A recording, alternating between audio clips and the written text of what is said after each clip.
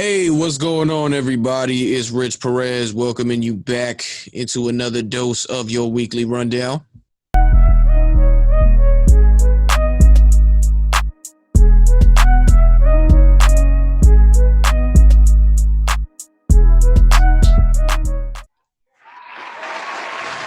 Of course, joined in with me as always, my guy, day one, co-host, the U Zone. I like that. Kayson Rich, how you doing, Kay?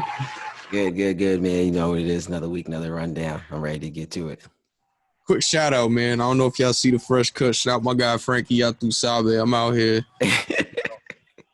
No shout out for me this week. We actually shout out Rob. We had Rob on here before. I ain't got a shirt with me right now, but shout out Rob. Shout out Rob. So first and foremost, how we gonna start this? We got a lot. I'm very happy that we finally have more live sports now instead of just boxing and MMA, where we can really just get down to talking about what we got to see and everything instead of just reporting on what's possibly going to be and how people are getting ready to do things. So this is going to be real fun to get back to that. But we are starting with the NFL today.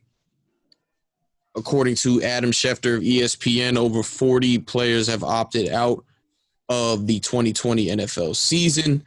Odell Beckham Jr., wide receiver for the Cleveland Browns, came out with a statement today, and I'm paraphrasing here, basically saying that they're clearly not ready to play football. So exactly what is the point of the league pushing forward to try and get a season going when these guys' safety really isn't the first thing that comes to mind?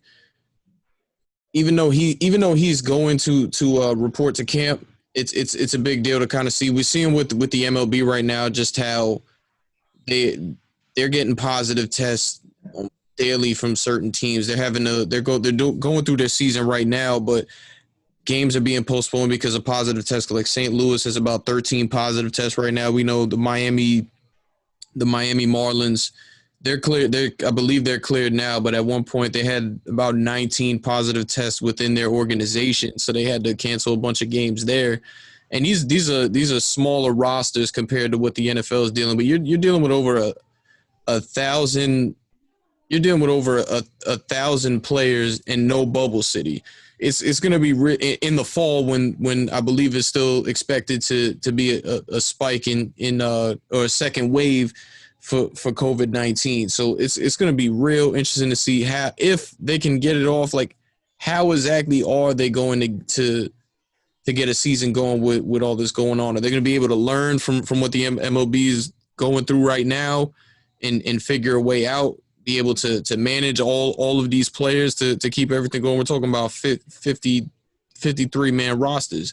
And Odell Beckham, a lot of the flack that he gets for comments that he makes and things like that, he's really not wrong with what he's saying here. Yeah, definitely. I don't think he's wrong at all. I think he brings up two valid points. With everything that was going on with COVID, we don't know how in shape these guys are probably right now. A lot of guys probably ain't been able to get in and work out, get in and get into the practice facility and stuff like that. So I think conditioning and health-wise, that's one concern. And then another concern that he brought up that he has a good valid point for too is like, just look at, like you said, what's going on with the MLB and baseball, and I'm still trying to travel and stuff like that. And then on the other side, you go look at basketball and what's going on with the bubble. So the bubble with the NBA has had no positive tests in the last couple weeks, month maybe. Cycles. So and then positive tests in the last 2 cycles. Yeah, so and then you look at the MLB where people are still traveling. The MLB is kind of going on the same kind of path that the NFL is going to take down the line. So you think that, oh, if the NBA's bubble's working and the path that we're going to go down is not working, it's kind of like, why aren't you guys trying to do what the NBA is doing? Because obviously it's working, and the path that we're going down clearly doesn't look like it's going to work.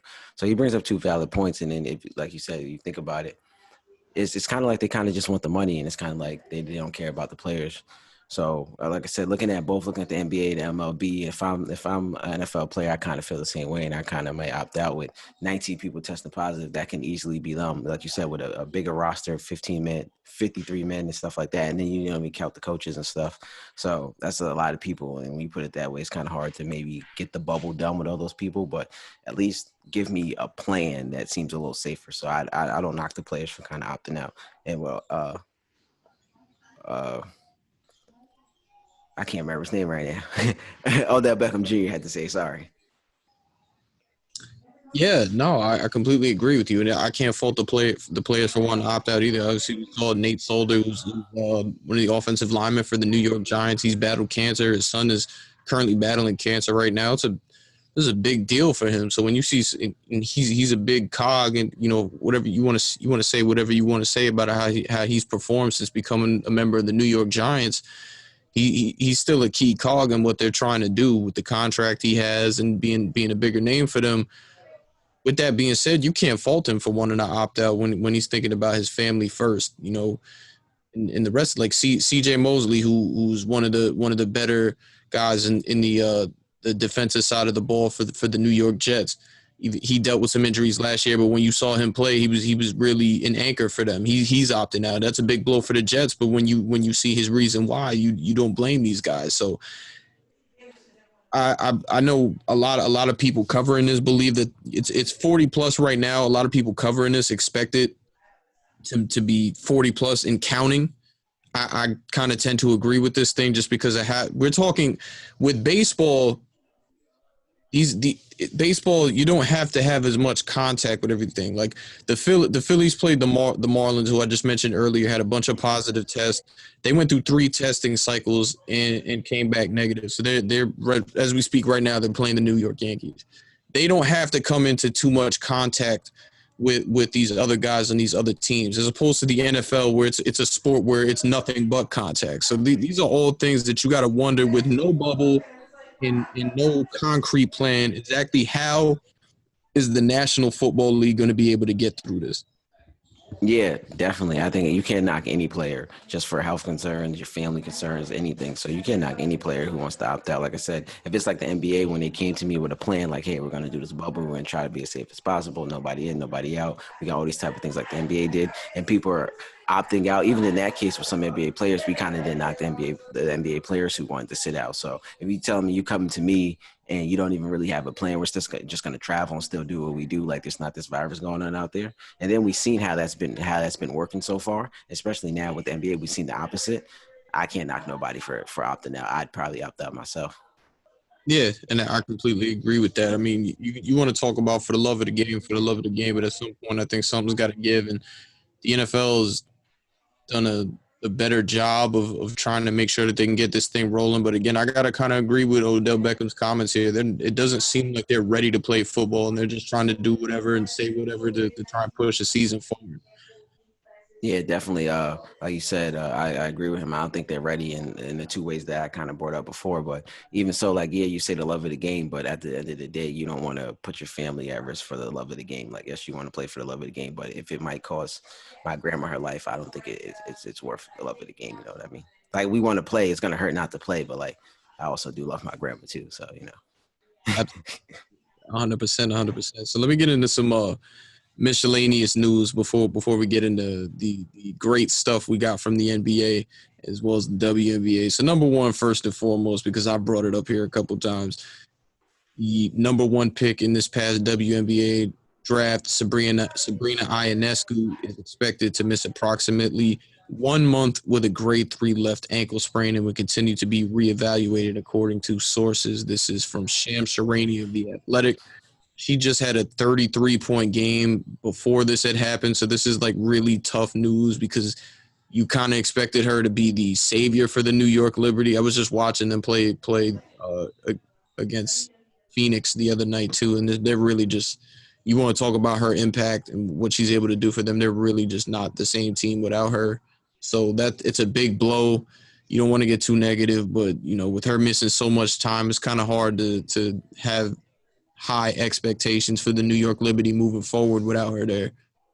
Yeah, definitely. I agree with everything you said. Like you said, you've been high on them and kind of expected a lot. Just like you said in that Mercury game, you can see just how big her impact was. She had 33 that one game before, and even the game she got hurt, she was kind of having a good game. So she was definitely her impact is definitely felt. So that one game she was going, you definitely seen. I mean, Mercury does have the big three over there with Skylar Diggins and Brittany Griner and them.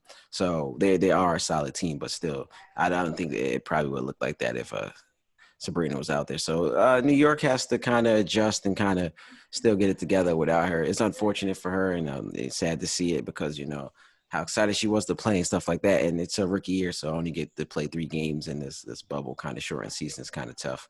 But just like New York, this is just New York's luck. So with everything with the Knicks and everything that goes on in New York, just New York's bad luck just strikes again. It's tough. It would, it's a big deal too, because like with her, a lot of people kind of want to get at the WNBA, like who cares, and WNBA, whatever. And number one, that's not cool. Like if you're a fan of hoops, you really should be watching WNBA, because these girls are out there giving it out there all. And like I said, if you're a fan of hoops, you're gonna enjoy watching what you see. But with Sabrina, she brings a whole different fan. Like it was a big deal to get her not only into the draft, but the fact that she goes number one to a market like New York, a top market, and to be able to bring in the fans to watch that she brings in, knowing that she's kind of like a protege of the late great Kobe Bryant and things like that. It is huge for viewership and trying to continue to move the WNBA forward. So it's just a big loss all around, not for the league, not just the New York Liberty organization. Yeah, definitely. It's like a big loss for the league. It's sad to see it happen to her. And you knew she was going to be a star. She had 33 in just her second game. So just imagine where she was going to go from there. So like you said, you had people like you having big high hopes for the Liberty. So you just hope she gets back well. They said it's going to be a month, but with ankle sprains, you kind of don't know. You could feel better sooner. You could feel better a little later. So it's just I've had a lot of ankle sprains in my life. So you hope for the best, and maybe she gets back out there a little sooner. Yeah. So to move forward from that, forward for the Orlando Magic, Jonathan Isaac suffered a torn ACL in his left knee, according to ESPN sources. Isaac missed 31 games with the knee injury earlier and worked his way back for the restart. Much longer rehab awaits him. The Orlando Magic are going to get into the postseason. They're kind of battling back and forth for that 7-8 spot with the Brooklyn Nets. They did play the other day. Orlando beat them. I mean, Washington's in there too, but with Bradley Beal out and them about 5 games back, you don't expect them to sneak in there. So they're going to get in. It's, who gets Milwaukee, who gets Toronto. It's looking like it's not going to derail them too much, because you don't expect them to get past either of those two teams. And we'll get into both of those two teams a little later. But it's tough to see for a guy like Jonathan Isaac, who's definitely, since being drafted, you've seen his progression moving forward. So we wish him all the best. I know he was in the news where, he didn't have the Black Lives Matter T-shirt and he stood during the national anthem and everything. But it's tough to see a young guy like him, who's definitely showing improvements in his development and everything, to have to go down. Yeah, definitely. I see. Like you said, he's been in the news for some other things, but you never want to see this happen to anybody, if you like him and if you don't. So when I seen it, he kind of blew his knee out going up, so I kind of knew it looked like an ACL to me. Like you said, he missed like 37 games, so it's not too big of a hurt for the Magic right now, because he missed a lot of games this season, so they had time to kind of adjust without him. I mean, with him being back, they have to adjust without him again, but it would just be like getting back to what they were doing before. So you just want to see him get healthy, and you wish him the best. But like you said, the Magic are kind of fighting to see who who takes him out in the first round, either the Bucks or Toronto. But if I'm them, I'd rather match up with Toronto. But still, I think it doesn't derail him too much. It's not like he's the difference between a championship or not. But you still don't want to see nobody get hurt. So I wish him the best. Yeah, and then just to get into this a little bit, and this would be a nice conversation to have with you. Again, according to ESPN sources, the NBA coaches voted Milwaukee's Mike Budenholzer as well as Oklahoma City's Billy Donovan as co-coaches of the year for 2020. Now, just to reiterate, this is not the league awards. This is the awards voted by the coaches. So these two are the co-coaches. Mike Budenholzer won coach of the year in the league awards last year. I mean, I had a whole thing about that. I thought Doc Rivers should have won that, being able to get the Clippers to the postseason last year with no superstar on that team. Not only that, but they say that the playoffs doesn't count for the awards. But I mean, come on, like that team was able to take the fully healthy Golden State Warriors to 6 games. Like it was everything that they did last year was nothing short of amazing. I only say that to say this. Mike Budenholzer is a very good coach. We saw what he did in Atlanta. Amazing job there. The job he's done in Milwaukee in the 2 years he's been there so far has been very good. They've got the best record in the league, arguably the best team in the league. But I mean, when you got Giannis Antetokounmpo to go along with the team that you have, like it's only where I can give you credit so far. You know what I mean? It's like, all right, you're in Cleveland, but you're coaching a team with LeBron running it. You know what I mean? Or with the Lakers right now, you got Anthony Davis and LeBron James. So how much credit am I going to give you over there? I'm gonna give you credit, but you know exactly how far it goes. I think the job Billy Donovan did this season definitely deserves it. It's up there to say he should have won that award. And also the other thing, Nick Nurse missed getting in on this by one vote. I think the job that he's done this year was amazing as well. Yeah, definitely. I agree with you. With I don't know who the coaches voted for coach of the year last year, but I think, like you said, it's less about the fact that he has Giannis over there for me, and it's more about the fact that Mike Budenholzer, he did it last year, so this year you kind of expect it from him. It had been kind of look bad on him if they wasn't the same team. I mean, they brought back most of the same players. I think they add Wesley Matthews this year or last year. They had Kyle Korver this year, I think. So they got more shooters over there for Giannis. So they kind of got better. So you kind of expect them to be good again. So it's kind of like if you wanted last year when he was his first time coaching there, you kind of don't know what you expect out of the Bucks, and no one knew the Bucks can be this great when he came there. So that was kind of more surprising. This year it's kind of you get to the point where it's like, okay, like this is kind of what you're supposed to be doing. It's unfortunate, but that's just kind of how it goes. Like when you had a good year like that, you have a good year this year. It's like, okay, we kind of expected that. You have Giannis, you have a good team. You guys were great last year. You guys should be great this year. It'd be more surprising if they were doing bad this year. And like you said, the Billy Donovan, I think, deserves it a little more because he kind of did. You kind of compare him to the job that Doc Rivers did last year. I mean, he has some of the same players that Doc Rivers had last year, which is ironic. But you kind of what no one expected the Thunder. I had a lot of people saying that the Thunder not even going to make the playoffs. And shout out to my son Alex Ferguson because he said if the Thunder make the playoffs, he's going to eat his phone case on IG Live. So you guys be waiting out for that. I ain't forget it. I ain't heard his name in a while. Shout out to Alex. So you gonna eat that or what? I want to see this. I ain't forget about you, Ferg. So yeah, definitely. So I think no, a lot of people didn't even expect the Thunder to be in the playoffs. A lot of people expect Chris Paul to stay there the whole year. No one kind of expected that out of the Thunder, but maybe me. And even me, I was like, we'll probably get like the 8th seed. So I think the job Billy Donovan has done, especially after the 3 years where we kind of expected more out of him when they had Westbrook and PG. I think it's kind of more surprising. I think even I, as a Thunder fan, was kind of maybe a little down on him as a coach. I think this year he kind of proved that he's a good coach. I guess we knew he was a good coach before, but this year he kind of proved like, okay, like he's a coach. You know what I mean? Because we kind of felt like he maybe got the job off his relationship with Sam Presti. So I think his job is kind of comparable to Doc Rivers last year. I mean, we don't get to see how they looked in the playoffs, but it's still a regular season award. So I would compare his kind of to like Doc Rivers was last year and all the things you were saying about Doc Rivers last year. So I think his is more surprising. And I don't know, like I said, I don't know who the coaches voted for last year. I don't know if they voted for Doc Rivers last year and they wanted to make up for it this year or whatever the case may be. But I think Billy Donovan deserves it a little more this year for me. And like you said, shout out Nick Nurse, because I think Nick Nurse might even deserve it a little more than Mike Budenholzer does, because Nick Nurse lost his superstar player, and a lot of people still expect the Raptors to be good. But I think I seen the other day that they have a better record this year than they had with Kawhi last year through the same amount of games, and I don't think nobody expected that. Yeah, well, I mean, we got it to that during when the season started, so we're gonna talk about that again too. You know, I mean, it's. I actually think when the actual awards, the league awards get announced, I believe Billy Donovan's going to end up winning this. We're not going to get no co-coach or anything like that. So we'll see. I don't even because these are voted on by like the journalists who have the tenure to be able to vote on these awards. So I believe Billy Donovan to get it. Probably have Nick Nurse coming second to Mike Budenholzer. That's how I would go. But we'll see how that thing develops when they get announced. Same. I'll do that. I'll go Billy Donovan first, Nick Nurse second, and then Mike.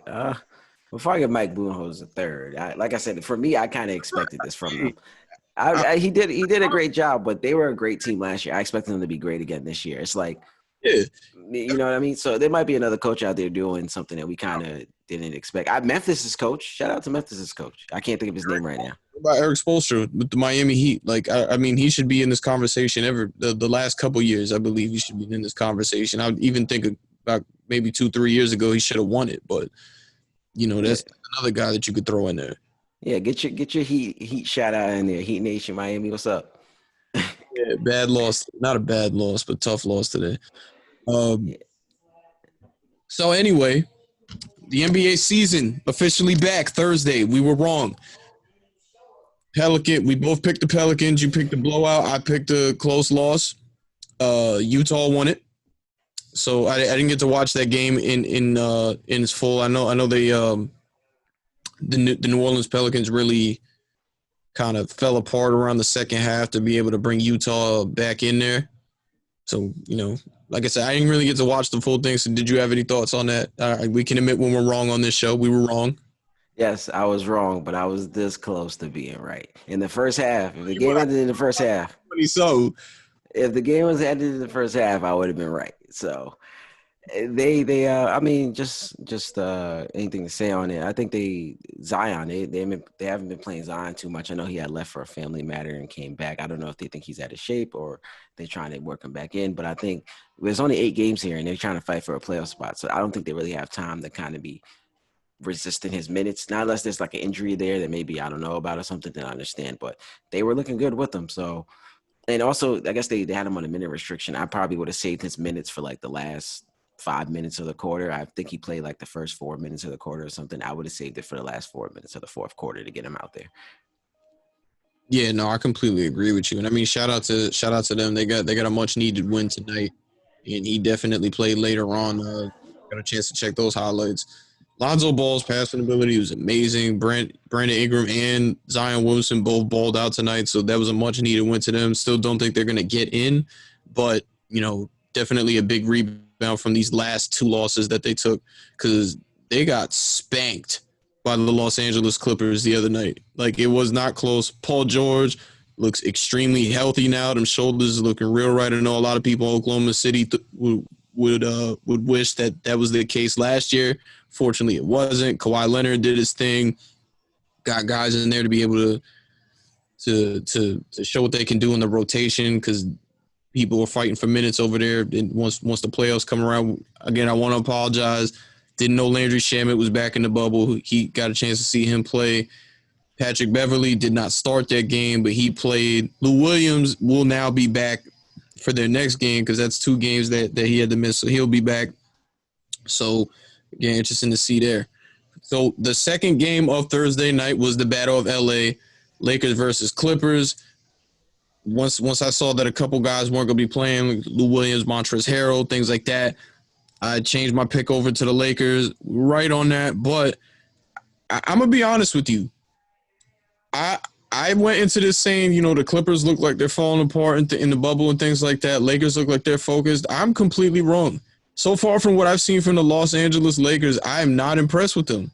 You're talking about a Clippers team that did not have Lou Williams, who could be considered their closer, even with Kawhi Leonard and Paul George over there, and Montrezl Harrell, who, while he's not able to really defend AD because he doesn't have the size to do that, he's still able to kind of keep up with him when you need him to. So these are 2 key guys that they didn't have there. They only beat the Clippers by 2 points.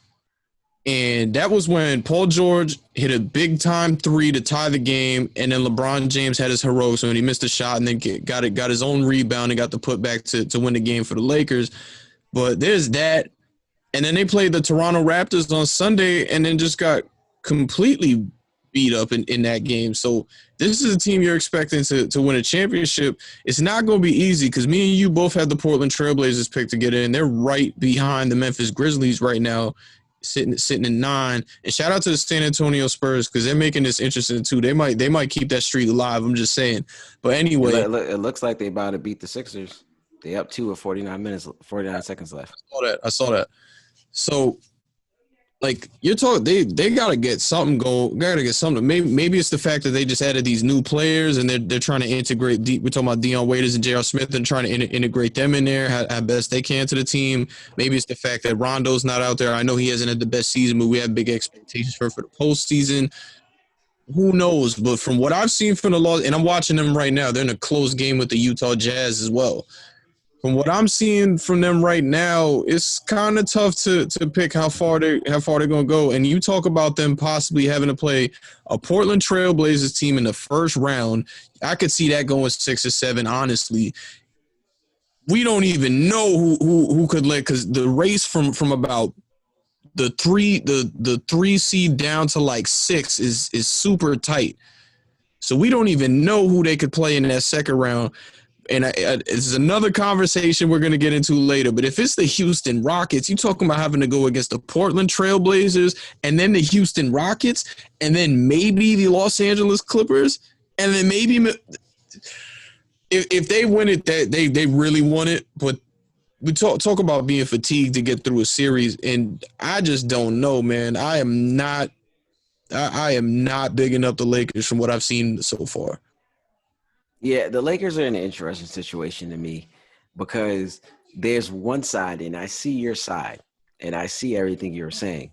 But there's another side because I kind of like what I was seeing from the Lakers. Now that Toronto loss is not great, but Toronto's Toronto. You know they play hard in the regular season and stuff like that, and we don't know what they're going to be like this year in the playoffs without Kawhi. They could end up back in the finals. I've seen some people picking them to make it back to the finals.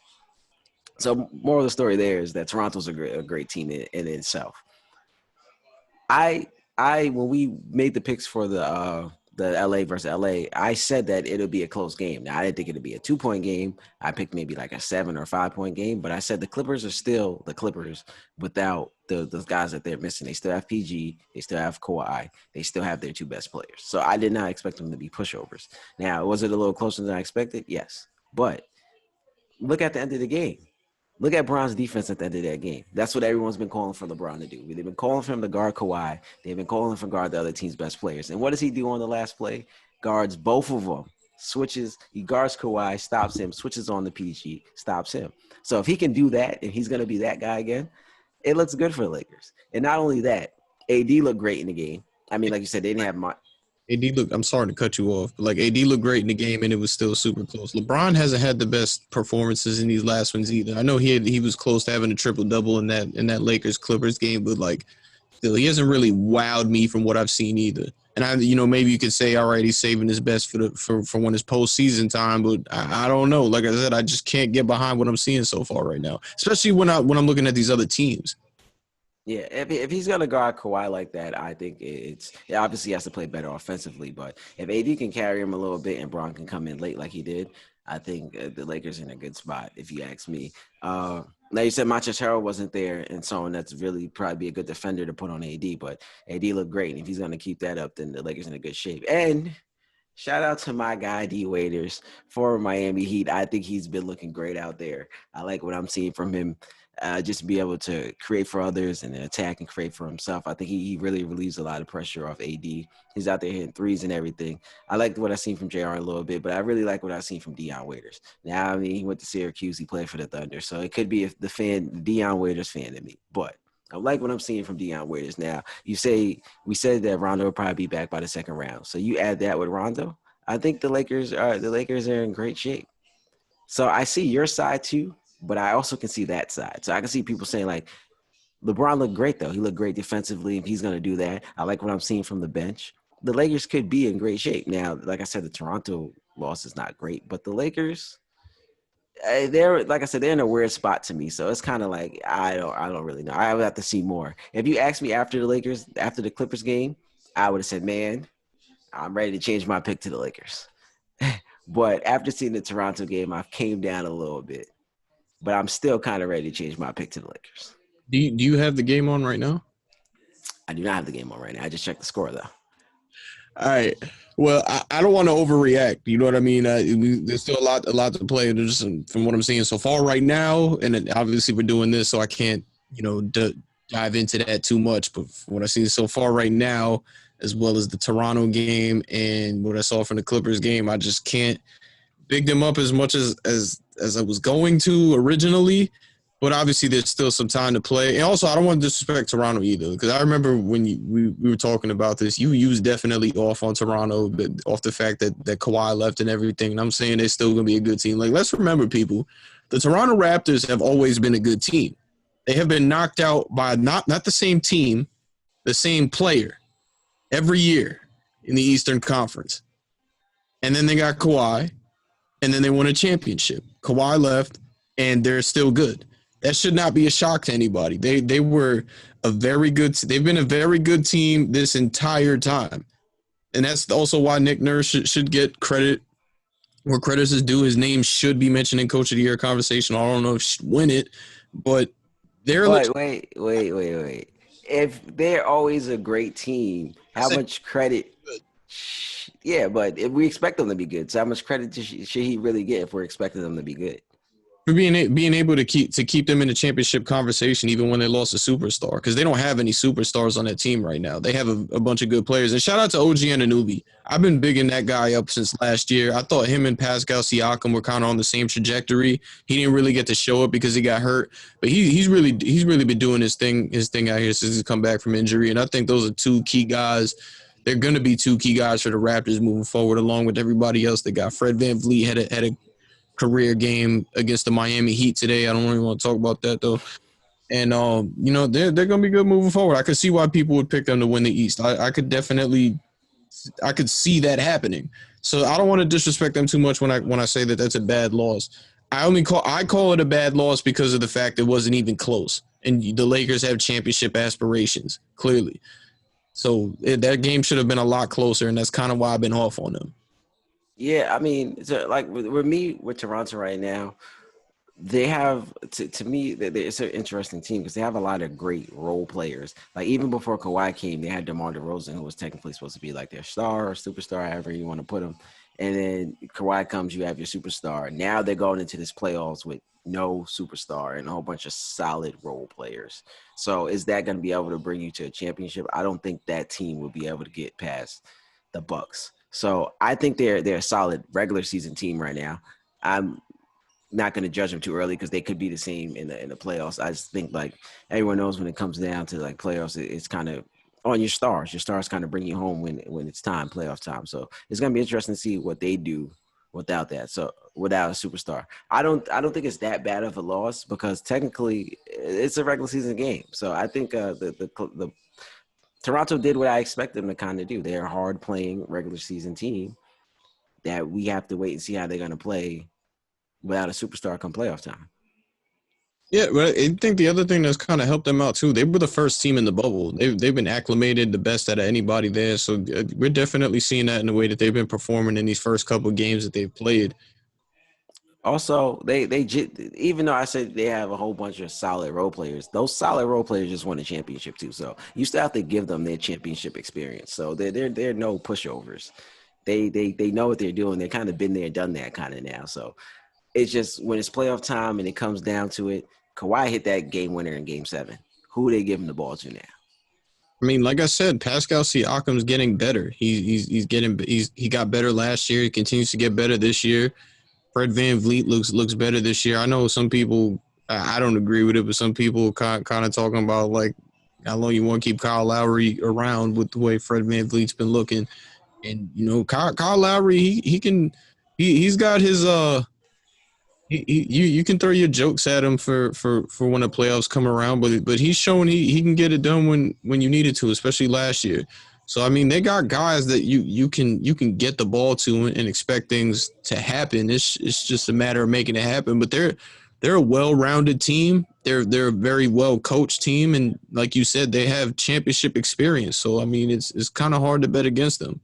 Yeah, and I do have to give Pascal Siakam a shout out because he does have superstar potential if he's not there. And he's shown us that he'll probably be a superstar. But we kind of have to see. I guess we saw from a little bit last year in the playoffs. So he's definitely like a star. So we just have to see if he can really do it on his own because it's a lot different when you kind of have Kawhi next to you, especially defensively.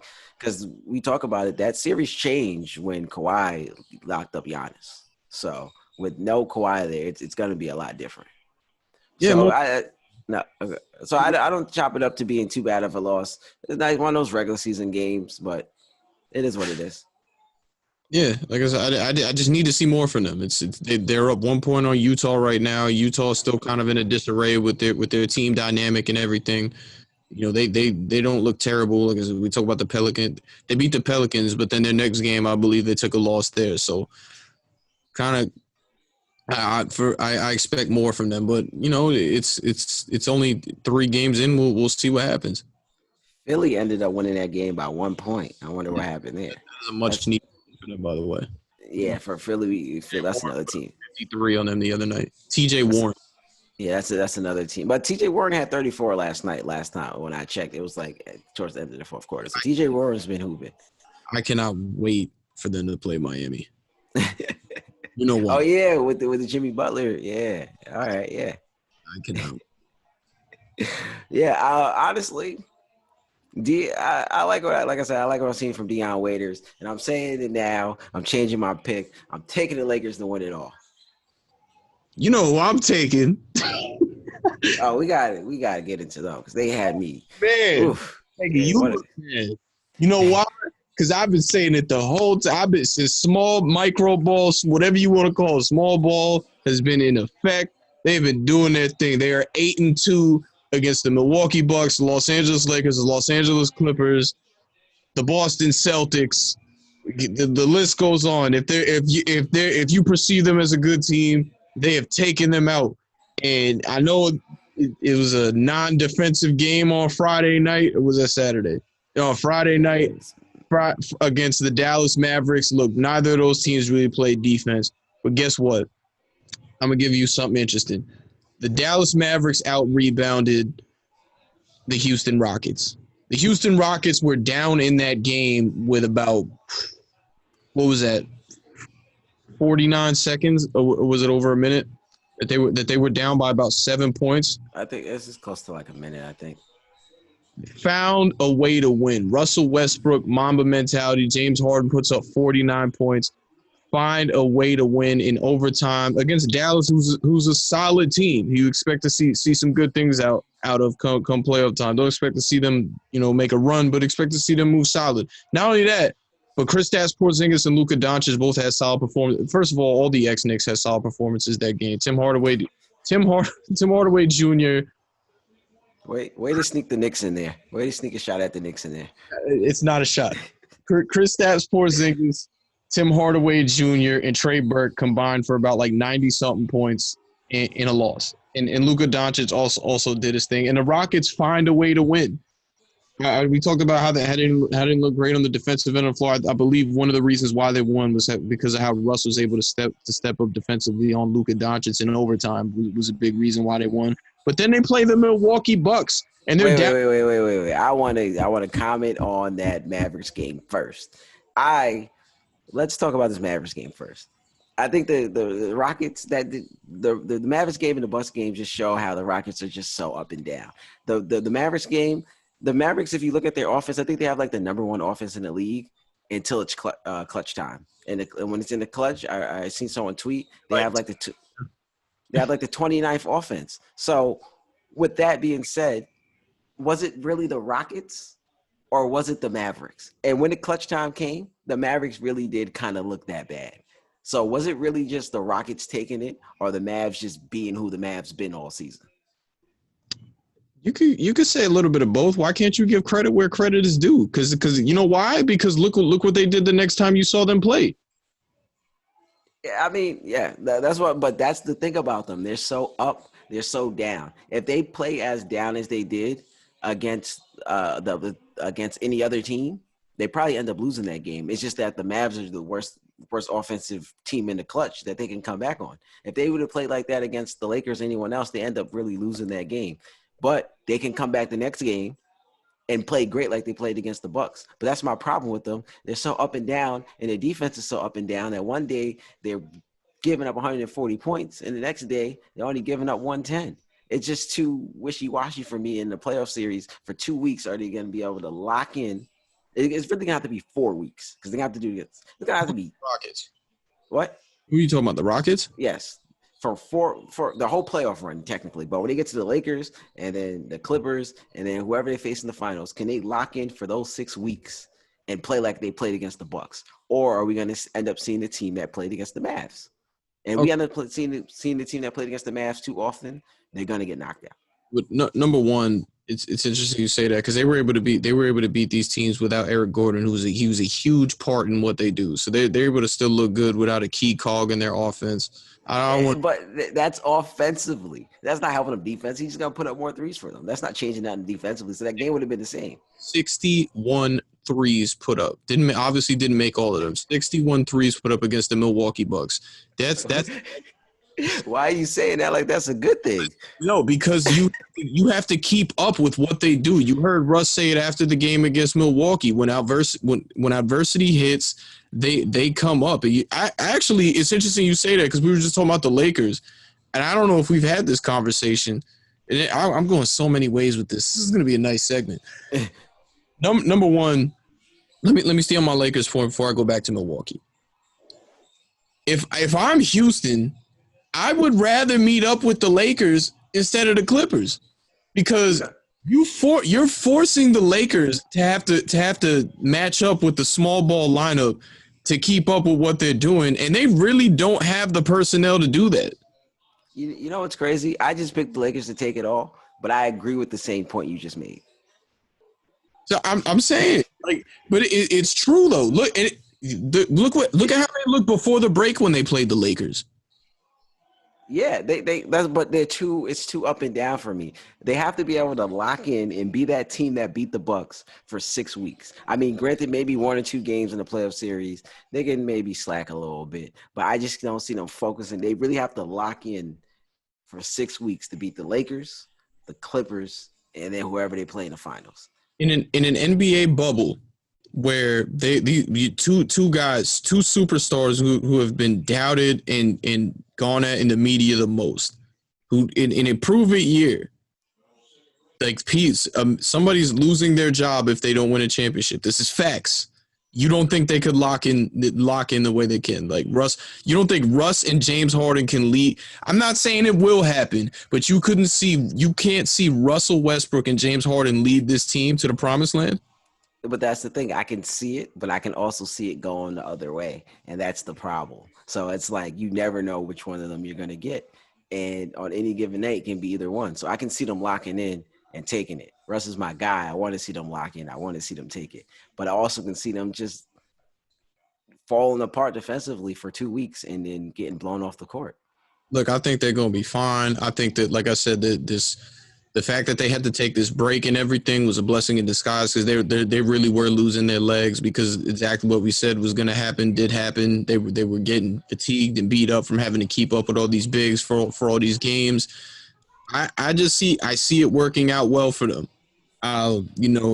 First of all, it's kind of been a little bit of a troll when I picked them. I'm definitely high on them. They're a dark horse because the other thing I see with the Rockets, you can't plan for what they do. Like you can't put a solid game plan for what they do. You can try to beat them and try to match up and try to beat them at the game that they play, but you can't put a straight up solid plan to go out there and beat them, if that makes sense.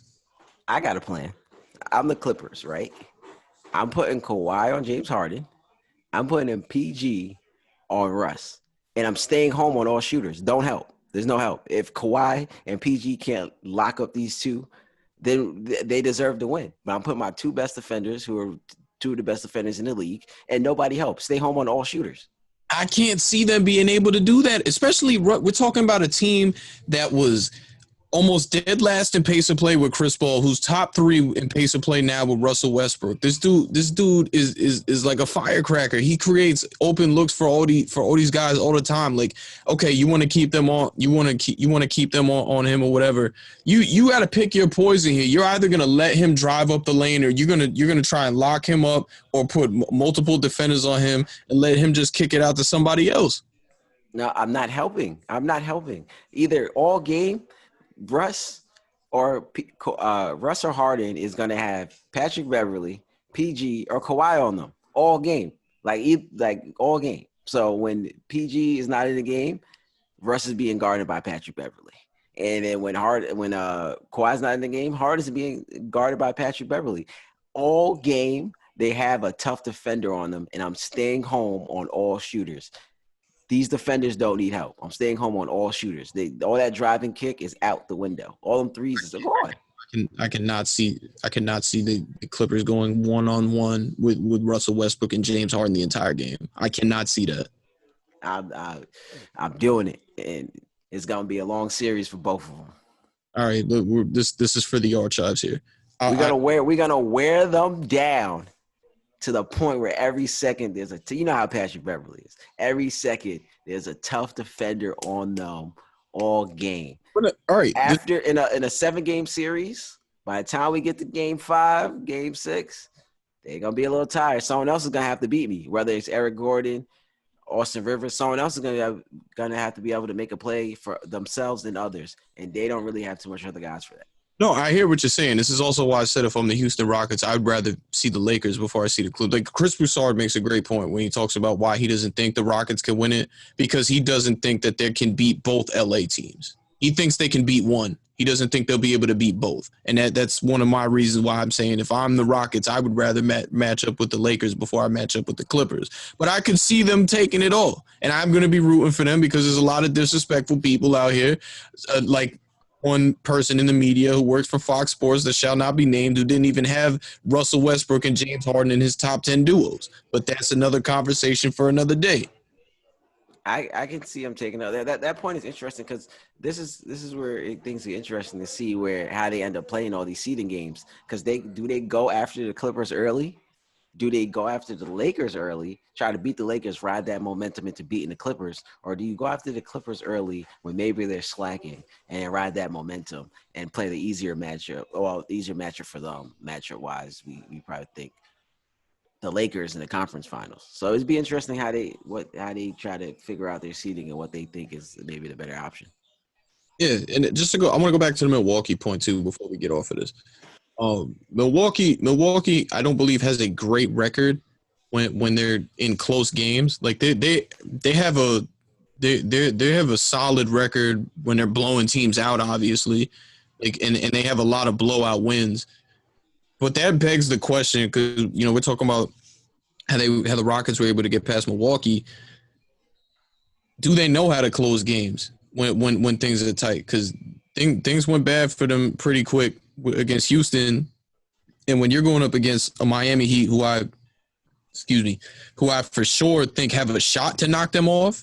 Like the Eastern Conference is really interesting this year. I could see Philly being able to come up because they're talented. I just had an interesting conversation with somebody actually compared Philly to the Lob City Clippers. Makes a little bit of sense. Not team dynamic wise, but as far as expectations wise and not being able to get it done makes sense. So being able to see possibly a Philly in the second round who actually matches up pretty well with Milwaukee, or Miami, who's one of the few teams to go in Milwaukee and beat them multiple times, and it's another team that matches up well. Indiana now that Victor Oladipo is playing again could be a scary matchup. Or just being able to get to the finals, when we talk about a Toronto or Boston. Like, if things get down to the wire, how are you going to be able to close out those games? Yeah, it makes sense when you really think about it. Their best player is not a shooter. So just like in the conference finals last year with Kawhi and them, you build that wall. You build that wall. And what did they do down the stretch? Kind of like take the Rockets game, for example. James Harden played great defense, cut him off.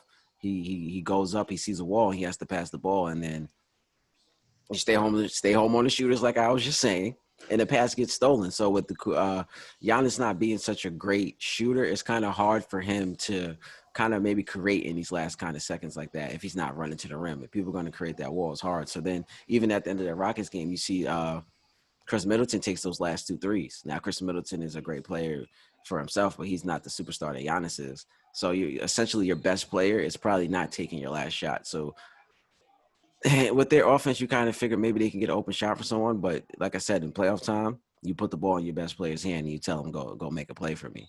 So it's going to be more of the same, kind of like I was just saying. You put your best defender on him and stay home. Now, if he gets to the lane and creates or whatever, then, hey, best of luck to you. Shake the man's hand. You got us tonight. But more times than not, it might turn out how the end of that Rockets game turned out if you stay home and create that wall and stay home on shooters. Yeah, no, I completely agree with you. And I mean, that's the thing we kind of seen Miami do. Miami's game plan against him was pretty interesting too, because they weren't like right on top of him when they put that wall there. Their zone defense was take the shot. Like, we're daring you to take the shot on the perimeter. and he's been able to show that he can shoot that shot from the perimeter, but he doesn't have a reliable, consistent shot there. He want his comfortability is driving up that lane and putting it down. So until we're able to see that, teams are going to continue to do this. Kind of very similar to what we say about Ben Simmons in Philadelphia.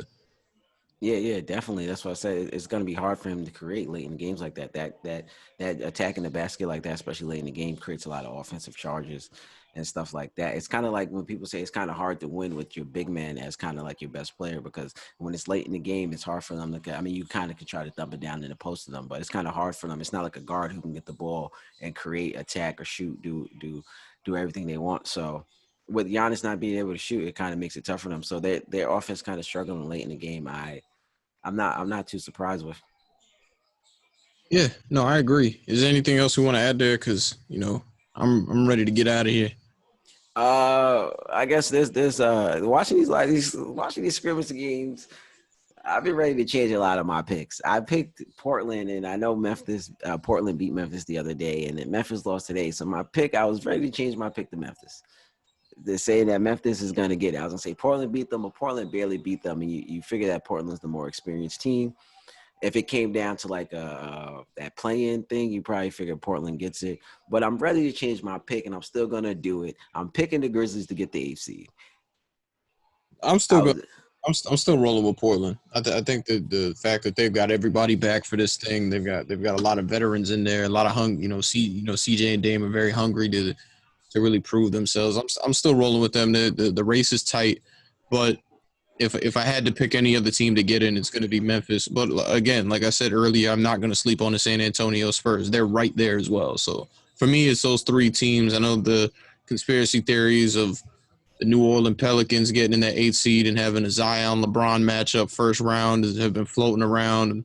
Sorry to disappoint you guys. It doesn't really look promising at the moment. It's still early, but those are my three. Those looks like those are my three teams for that eight spot. yeah, I'm changing my pick. I'm going with Memphis. I'm rocking with Memphis. I don't like what I've seen from the last two games, but I'm rocking with Memphis. Also, my last thing I want to say here, we talked about the Thunder on here being a surprise team. We lost today, but we beat the Jazz the other day. We could have won today, went into overtime. I'm saying now that I think the Thunder are the third best team in the Western Conference, and they could knock off the Rockets in the playoff series. They could knock off the Rockets in the playoff series. I definitely agree with you. But to come out and say that definitively the third best team, I'm not going to agree with you. And I don't think that guy behind you agrees with you either. So He probably doesn't, but they're the third best team in the conference. If Roberson comes back and is playing great by playoff time, the Rockets don't want to see them because my man Roberson has been a Harden stopper. Check the footage. It's going to be a tough series for them. They're the third best team in the West. I'm not believing in the up and down Rockets. I'm not believing in the Nuggets. I'm taking Chris Paul in the Thunder. Nuggets really. How about Michael Porter Jr.? Michael Porter Jr. had a game today. Um, He was the number one player in the nation at one point. I expect as soon as he gets healthy and his back gets together that he's going to be the great player that everyone expected him to be. So shout out to him. Hope I didn't want it to be against the Thunder, so that's unfortunate. But and the Nuggets are still missing a lot of players. So when they get their players back, they expect it to be a lot better. Jamal Murray's not playing, so I don't Gary know. Harris either. So you expect them to be better when they come back, but I'm taking the Thunder. All right, I don't know if that's you being objective or not, but hey, it is. It doesn't matter. The Lakers is winning the championship. The Thunder are the third best team in the West, and the Nuggets are getting the eighth seed. All these three scrimmage games changed my mind. It might have been too early because watching the last 2 days, all those teams I picked haven't looked good, but I'm sticking with them. Right. Oh man. I want to thank all you guys for tuning in. Kayson, I want to wish you a very safe trip back to Miami. I hope your time back home here in New York was great. We didn't get to hang out enough. It was fun. We didn't even get to do any face to faces here with everything going on, but we still found a way to make it happen. We're gonna continue to find a way to make it happen. And like I said, I hope your trip back to Miami is safe and great. And I hope you have all the fun, my man. We still got great things for you guys coming. All right, thank you. I appreciate it. When I get down there, it's still kind of crazy, so I'm gonna be inside all the time. So, like you said, we still making things happen no matter what. We found a way when I was in Miami to make it happen audio. We making it happen visual. We got some more interviews coming for y'all. We still making it happen. COVID's not stopping us. COVID is not stopping us, man. Thank you guys for tuning in. That was your weekly rundown. We will see you next time. Peace.